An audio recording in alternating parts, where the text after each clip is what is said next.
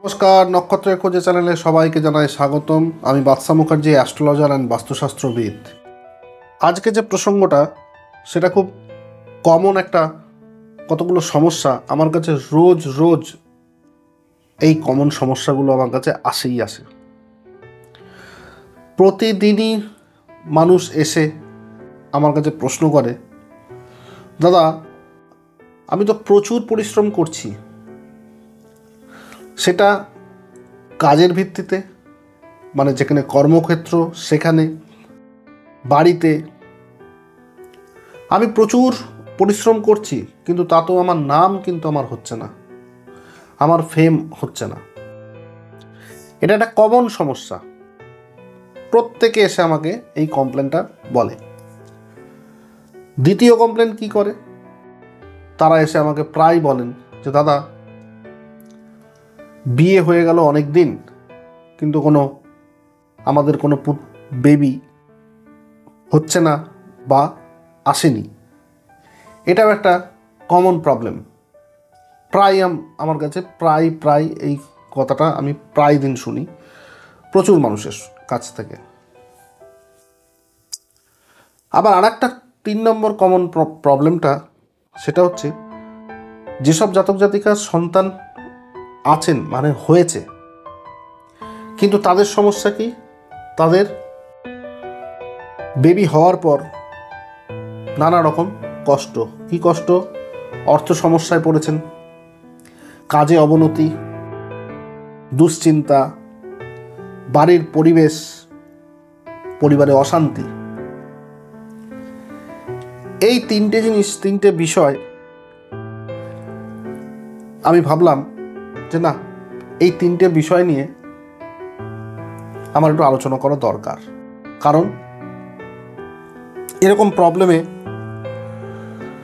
আমার কাছে যখন প্রচুর মানুষ আসেন, তারা যখন এই কমন সমস্যাগুলো বলেন, তাহলে আমি আমার ফ্যামিলিতেও হয়তো অনেকে এরকম সমস্যায় ভুগছেন, মানে আমার এই ইউটিউব ফ্যামিলিতে যারা আছেন তাদেরকেও জানানো আমার অবশ্যই উচিত, আমার পরিবারের সদস্যদের। সেই জন্যই আমার এই ছোট্ট একটা প্রচেষ্টা।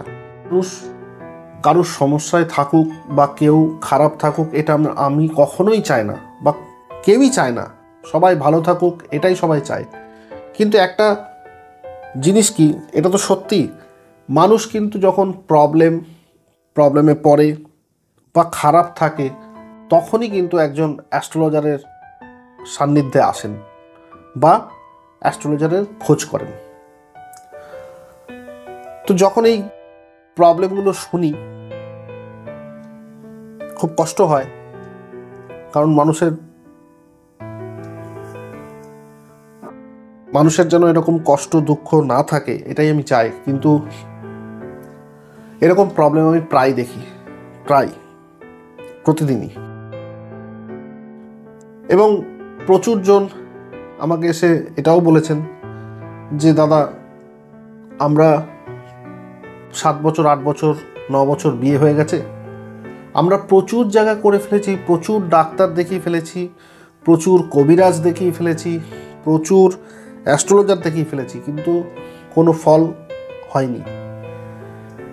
অনেক মাদুলি, অনেক কিছু আমরা পড়ে দেখে নিয়েছি, কিন্তু আমরা সেরকম কোনো লাভ পাইনি। তো যাই হোক, ভগবান সবার ভালো করুক, সবার মঙ্গল করুক, এরকম যেন প্রবলেম কারুর না হয়। এবং অনেকে এসে আমাকে এটাও বলে যে দাদা আমার একটা ছেলে বা আমার একটা মেয়ে হয়েছে, কিন্তু আমার তার আগে আমার আর্থিক অবস্থা ভালো ছিল বা কাজেও কিন্তু বেশ উন্নতি ছিল, কিন্তু দাদা এই বেবিটা হওয়ার পর থেকেই আমার কিন্তু খুব সমস্যা দেখা দিয়েছে, অর্থ কষ্টে আমি ভুগছি, নানা দিকে অর্থ ব্যয় হচ্ছে, কাজে আমার অবনতি হয়ে গেছে, বস খিটখিট করছে, বা যে অন্য কোনো ব্যবসা করে সেই ব্যবসার জায়গায় ঠিকমতো হচ্ছে না বা চালাতে পারছেন না, পরিবারে অশান্তি লেগে গেছে। তো এইগুলো খুব কমন একটা সমস্যা। তো যাই হোক, আজকে বেশি টাইম আমি নেব না, আমি চটাচট সলিউশন দিয়ে দিই। কারণ দেখুন, আপনারা তো এটাই তো ধৈর্য ধরে শুনছেন যে এটার জন্যই সলিউশন। তো সলিউশনটা কি সেটা আমি একটু আপনাদের সঙ্গে ডিসকাস করে নিই। তো দেখুন, আমার কাছে আমি একটু বলে নিই, প্লিজ একটু আপনারা ধৈর্য ধরুন, একটু শুনুন। দেখুন, প্রত্যেকে কিন্তু রেমেডি, আমি কিন্তু যখন আসে কেউ, প্রত্যেকে তো সমান নয়। প্রত্যেকেই যে পাথর পড়তে পারবেন এমন নয়, প্রত্যেকেই সব কিছু এফোর্ট করতে পারে এমন নয়। তাহলে তারা কি করবেন? তারা কোথায় যাবেন? তাহলে তাদের কি কোনো সমস্যার সমাধান হবে না? অনেকে আমাকে এই প্রশ্নটাও এসে করে যে দাদা, প্রথমেই এসে বলে, দাদা স্যালেন্ডার করে যে দাদা আমি খুব খুব খারাপ অবস্থায় আছি দাদা। আরে আমরা তো এটা বুঝি যে সে খারাপ পরিস্থিতি আছে বলেই সে আমাদের কাছে এসছে। তাকে হেল্প করার জন্য তো আমাদের এইটুকু মানবিকতা বোধটা থাকা দরকার। সে এসেই বলে দাদা আমি কিন্তু 30,000, 40,000, 50,000-এর পাথর কিন্তু দাদা আমার সামর্থ্য নেই, আমি পড়তে পারবো না, আমি 5-6 হাজার টাকাই খরচা করতে পারবো না। তাহলে তাহলে তার কি হবে? তাকে কি আমি বলবো যে না আমার কাছে তাহলে আসবেন না, বা আপনি কোনো জ্যোতিষীর কাছে যেন না? তা নয়। জ্যোতিষে অনেক রকম সমস্যার অনেক রকম সমাধান আছে, সবার জন্য এক সমাধান তো নয়। তো যাই হোক, ভিডিও আমি বেশি লম্বা করব না, আমি আপনাদের বলি। তো এরকম প্রচুর রেমেডি আছে, সেই রেমেডিগুলোকে জানতে হয় এবং সেই রেমেডিগুলোকে অ্যাপ্লাই করতে হয়। তো প্রথমে বলবো এর কারণটা কি, তারপর আসছে আমি উপায়। কারণ এটাও আপনাদের একটু জানাটা একটু প্রয়োজন আছে, যে জানুন যে এই জিনিসটা কেন হচ্ছে। এই 3টে জিনিস আমি কেন কমন নিয়েছি, কারণ এই 3টে জিনিসের মধ্যেই একটাই মিল আছে। সেই জন্যেই কিন্তু আমি এই 3টে জিনিস কভার করছি।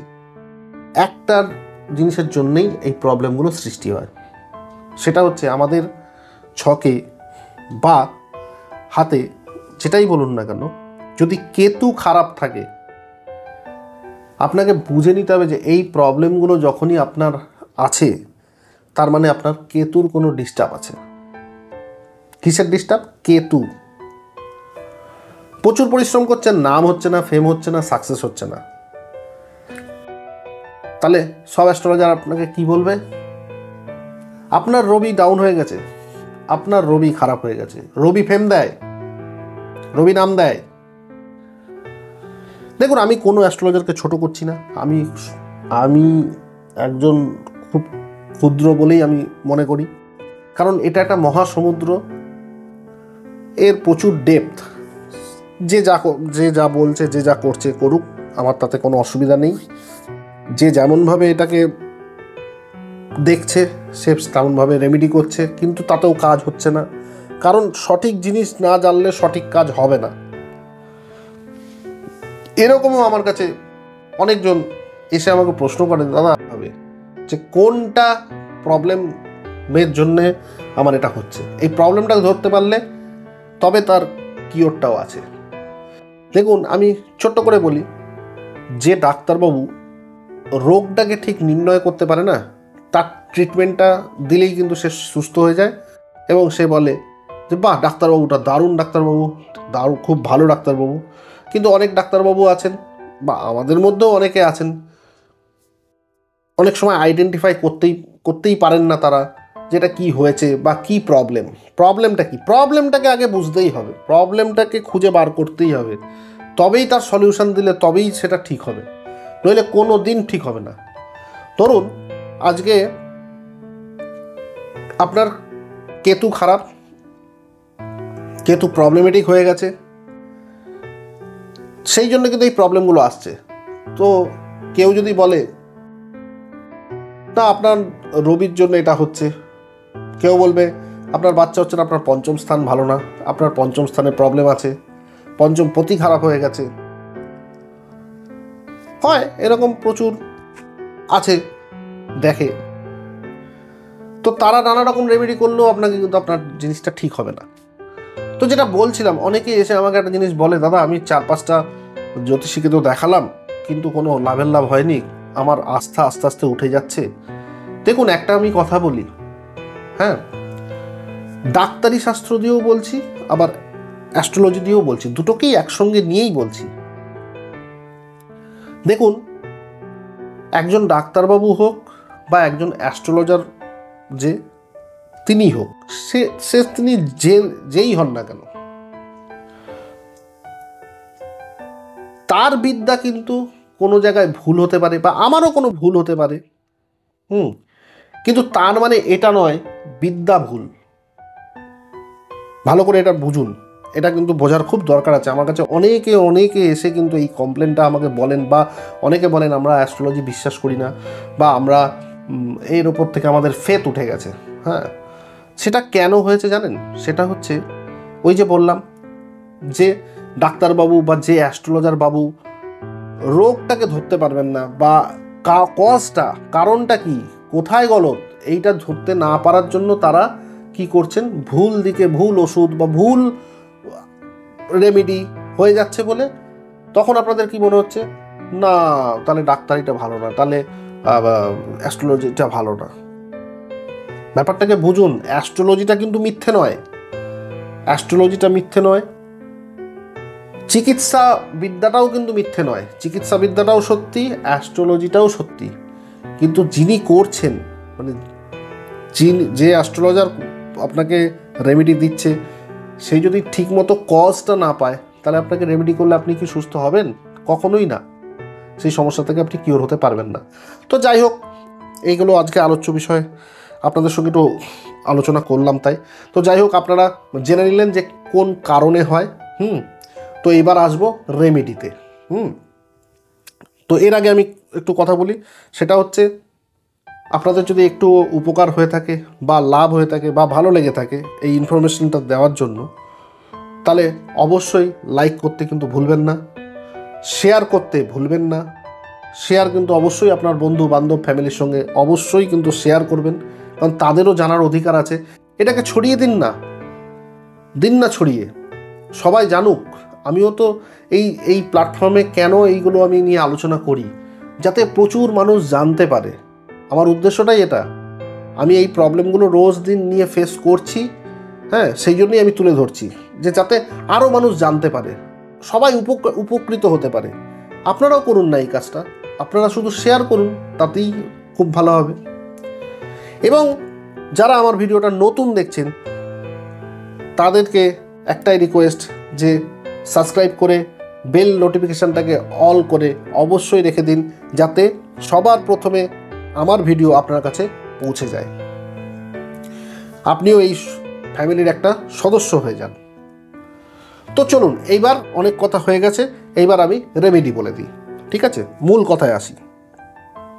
দেখুন, 3টে প্রবলেম, কিন্তু সলিউশন কিন্তু 2টো। এটা ভালো করে শুনুন, এটার জন্যই তো আপনারা এতক্ষণ ওয়েট করছিলেন। এইটা ভালো করে শুনে নিন। প্রথম, প্রচুর পরিশ্রম করছেন, কিন্তু নাম ফেম কিছু হচ্ছে না, সাকসেস আসছে না। অনেক দিন ধরে বিয়ে হয়ে যাওয়ার পরও বাচ্চা আসছে না। 1 আর 2, এই দুটোর জন্য কিন্তু একটাই রেমেডি। আপনারা কি করবেন? কোনো পাথর নয়, কোনো মাদুলি নয়, কোনো শিকড় নয়, আমি আপনাদের একটা সহজ উপায় বলে দিচ্ছি। এটা করে দেখুন, জবরদস্ত ফল পাবেন। কি ফল? আপনারা একটা কাজ করবেন, সেটা হচ্ছে আপনাদের বাড়ির একদম ছাদে, মানে ওপরে একটা ত্রিকোণা আমি দেখিয়ে দিই, তাও নাহলে আপনারা পরে হয়তো বুঝতে পারবেন না, সেই জন্য আমি বলে দিই। এই বুঝতে পেরেছেন? দেখুন, এই রকম একটা পতাকা আপনারা লাগাবেন। কি কালারের? গেরুয়া কালারের। কি কালারের? গেরুয়া কালারের একটা ত্রিকোণ পতাকা উত্তর দিক মুখ করে লাগিয়ে দিন। মনে থাকবে? তাহলে এই 1 নাম্বার আর 2 নাম্বার প্রবলেমের জন্য কিন্তু এটা কিন্তু করতে আপনাদের নিশ্চয়ই কোনো অসুবিধা হবে না। একটা গেরুয়া কাপড়, ত্রিকোণ কাপড়কে একটা পতাকার মতো করে বাড়ির ছাদে উত্তর দিকে লাগিয়ে দিন। দেখুন তারপর ফলটা দেখুন, আপনার নাম যশ হয় কি না, আপনার বহুদিন ধরে বাচ্চা হচ্ছিল না বা প্রবলেম হচ্ছিল, বেবি আসছে না, সেটা থেকেও আপনারা নিজাত পাবেন। এইবার আসি 3 নাম্বার যে প্রবলেমটা, সেই সলিউশনটা একটু আলাদা। যাদের সন্তান আছে কিন্তু সন্তান হওয়ার পর তারা অর্থ কষ্টে ভুগছে বা কাজে অবনতি হয় না, দেখবেন অনেক বাড়িতে এরকম শোনা যায়, প্রায় বাড়িতে আমি খুব শুনেছি এবং আপনারাও নিশ্চয়ই শুনে থাকবেন, রিলেট করতে পারবেন, যে অমুকের বাড়িতে না অমুকজনের যেই ছেলে বা মেয়ে হলো, ওরে বাবা ওর ব্যবসা কি ফুলে ফেপে উঠলো, ও চাকরিতে প্রমোশন হয়ে গেল, ওর এখন প্রচুর টাকা, ওর প্রচুর গাড়ি বাড়ি, হয় না? প্রসপারিটি, মানে বাচ্চাটা প্রসপারিটি এনেছে। এটা সম্পূর্ণটা ঠিক নয়। এর লজিকে অন্যদিন কথা বলবো, যাই হোক আমি রেমেডিটা বলে দিই। তো যাদের এই 3 নাম্বার সমস্যাটা আছে, 3 নাম্বার সমস্যাটা যাদের আছে তাদের জন্য রেমেডি আমি বলে দিচ্ছি। তারা কি করবেন, যদি তারা চান যে এই পতাকাটা লাগাবেন, আপনারা লাগাতে পারেন, 3 জনই লাগাতে পারেন, কিন্তু লাস্ট 3 নাম্বার যে আছে তাকে আর একটা কাজও করতে হবে। সেটা হচ্ছে আপনারা কুকুর ঘুরে বেড়ায় না, সেই কুকুরদের সেবা পরিচর্যা আপনারা করুন। আর সেটা যদি কোনো কালো কুকুর হয় তাহলে আরও খুব ভালো হয়। তা বলে এরকম নয় আমি কালো কুকুর বললাম মানে শুধু কালো কুকুরকেই সেবা করবেন, অন্য কাউকে সেবা করবেন না, এরকম নয়। আপনারা একটু কুকুরের সেবা করুন, দেখুন আপনাদের এই যে প্রবলেমটা থেকে আপনারা কিন্তু খুব তাড়াতাড়ি বেরিয়ে আসবেন।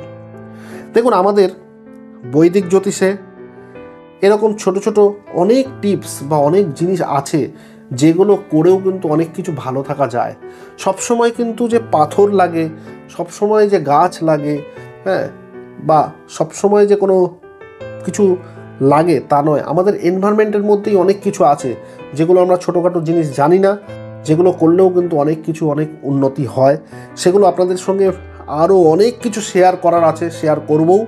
ঠিক আছে, আপনারা দেখতে থাকুন, ভালোবাসা দিতে থাকুন, আর অবশ্যই আপনারা কমেন্ট করে জানাবেন কেমন লাগলো, এবং আপনাদের যদি কোনো কোয়ারি থাকে সেটাও কমেন্টে আমাকে জানাতে পারেন যে দাদা আমরা এই বিষয় নিয়ে একটু জানতে চাই। আপনি অবশ্যই করতে পারেন কমেন্ট, আমি যথাযথ চেষ্টা করবো আপনার কমেন্টের উত্তর দেওয়া এবং ভিডিও বানানোর। ঠিক আছে, তো আজকের জন্য নমস্কার, চলুন সবাই ভালো থাকবেন।